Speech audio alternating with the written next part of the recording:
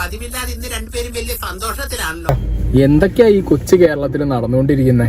മോനെ ശശാങ്ക, നമുക്ക് മനസ്സിലാവാത്ത ചില കാര്യങ്ങൾ പറഞ്ഞു തരാൻ വന്നിരിക്കും. അതായത് എല്ലാവർക്കും ഏകദേശം കാര്യങ്ങളൊക്കെ മനസ്സിലായി തുടങ്ങി. ഞങ്ങള് മുന്നേ പറഞ്ഞിട്ടുണ്ടായിരുന്നു സായി വന്നിട്ട് പല കാര്യങ്ങൾക്കുള്ള ഉത്തരം തരുന്നുള്ളൂ. അതിൽ ഒരു ഉത്തരം സംഗതി വേറൊന്നുമല്ല. വിവി ഹിയർ. വിവി ഈ റോബിന്റെയും ആരവിന്റെയും ഷാലുപ്പയ്യാടിന്റെയും ജാസ്മിന്റെ ഫാമിലിന്റെയും അങ്ങനെ പലരുടെയും ഇടയിൽ കിടന്ന് ഫോൺ കോളുകൾ റെക്കോർഡ് ചെയ്ത് നടത്തുന്ന വിൽപ്പന കച്ചവടം. എന്തായാലും എല്ലാരും ഒന്ന് കരുതിയിരിക്കുന്നത് നല്ലതാ. അറിഞ്ഞിടത്തോളം അവൻ ചില്ലറക്കാരനാണെന്ന് തോന്നില്ല. ഓക്കെ, അതൊക്കെ ഒരാളുടെ പേഴ്സണൽ താല്പര്യം. അയാളെ ഇഷ്ടത്തിന് ചെയ്യായിരിക്കും. അയാളുടെ അരി ഇവൻ പറയുന്നത് വിശ്വസിക്കരുത്. ഇവൻ ഭക്ഷണം കഴിക്കാനും കള്ളം പറയാനും മാത്രമാണ് വാ തുറക്കുന്നത്. ഒരു എത്തിക്സ് എന്ന് പറഞ്ഞ സാധനം ഉണ്ട്. ഈ മദർ തെരേസ ചെയ്യുന്നത് പോലെ പൂർണ്ണമായി അങ്ങനെ പറയാൻ പറ്റില്ല. എത്തിക്സിന്റെ ലൈന് വിട്ട് കഴിഞ്ഞാൽ ഇപ്പോഴത്തെ കാലത്ത് ഇങ്ങനെയുള്ള സത്യസന്ധമാരെ കണ്ടുകിട്ടാ പാടല്ലേ. അതായത് ഞാൻ ഇതുവരെയായിട്ട് ആർക്കും അങ്ങനെ വലിയ ഉപദ്രവോ കാര്യങ്ങളൊന്നും ലൈഫിൽ ചെയ്യാത്തതുകൊണ്ട്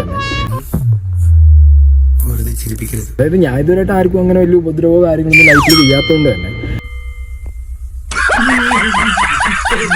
എടേ കളിച്ചോ, കളിക്കണ്ടെന്ന് ആരും പറയുന്നില്ല. തന്തേനെ വിറ്റ പരിപാടി കാണിക്കരുത്. നേരിട്ട് കൈ കിട്ടിക്കഴിഞ്ഞാൽ വിവി സായി കൃഷ്ണ എന്താന്നുള്ളത് വിവി തികച്ചറിയും. ക്യാമറ ഓണാക്കി പിടിച്ചോണ്ട് ഒരു വാപ്പ കൂട്ടിയാലും കൂടില്ല. ഇത് ഞാൻ ചുമ്മാ പറയുന്നതല്ല. അത്രയും വേണോ? പക്ഷെ നീ കളിച്ച കളി മോനെ തരാ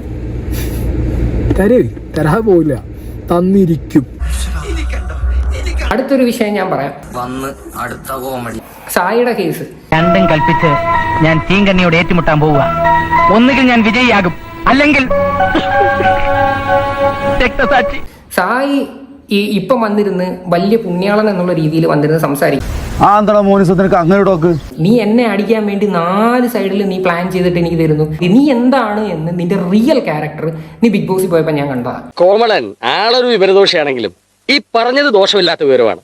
നീ എന്തോ മല മറിക്കുമെന്നും പറഞ്ഞ് കാരണത്തിരുന്ന് വന്നിരുന്ന അപരാധം പറഞ്ഞ് നീ വെളിയിൽ ഇറങ്ങിയിടുമ്പോ നീ വെറും പൂച്ചയാണ്. എനിക്കിതെങ്ങനെ സഹിക്കാൻ കഴിയും ജോസേ?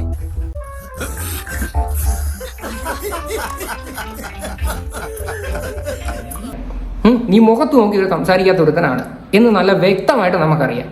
നീ വന്നിരുന്ന് ഇപ്പം വലിയ എന്തോ സീക്രട്ട് ഏജന്റ് ആണ്, ഞാൻ എന്താ മറ്റേതാ മറിച്ചാണെന്നൊക്കെ അതെന്റെ പൊന്നളിയ നിന്റെ കൈ വെച്ചിരുന്നാ മതി. നീ നമ്മുടെ അടുത്ത് വന്നിരുന്ന് ഉണ്ടാക്കാൻ നിൽക്കില്ല. നിന്റെ വിചാരം എന്ന് പറയുന്നത് നമ്മൾ ചുമ്മാതെ വന്ന് വീടിക്കകത്ത് ഇത് ചെയ്യുന്നു, നമ്മൾ എന്താ പറയുന്നത്, നമ്മളൊന്നുമല്ല. എത്ര രീതിയിലാണ് നിന്റെ സംസാരം. നീ എന്തോ വലിയൊരു സംഭവമാണെന്നുള്ള രീതി അത് നിന്റെ കയ്യിൽ വെച്ചിരുന്നാ മതി. എനിക്ക് പറയാനുള്ളത് മുഴുവൻ പറഞ്ഞിട്ടേ ഞാൻ നിന്റെ വൈഫിനെ സൈബർ ബുള്ളിങ്ങിന് ഇട്ട് കൊടുത്തു, അത് ചെയ്തു, നീ എന്നെ നേരിട്ട് കണ്ടാ ഉണ്ടാക്കുന്നു. നിന്റെ വൈഫിനെ സൈബർ ബുള്ളിങ്ങിന് ഇട്ട് കൊടുത്തു, അത് ചെയ്തു, നീ എന്നെ നേരിട്ട് കണ്ടാ ഉണ്ടാക്കുന്നു.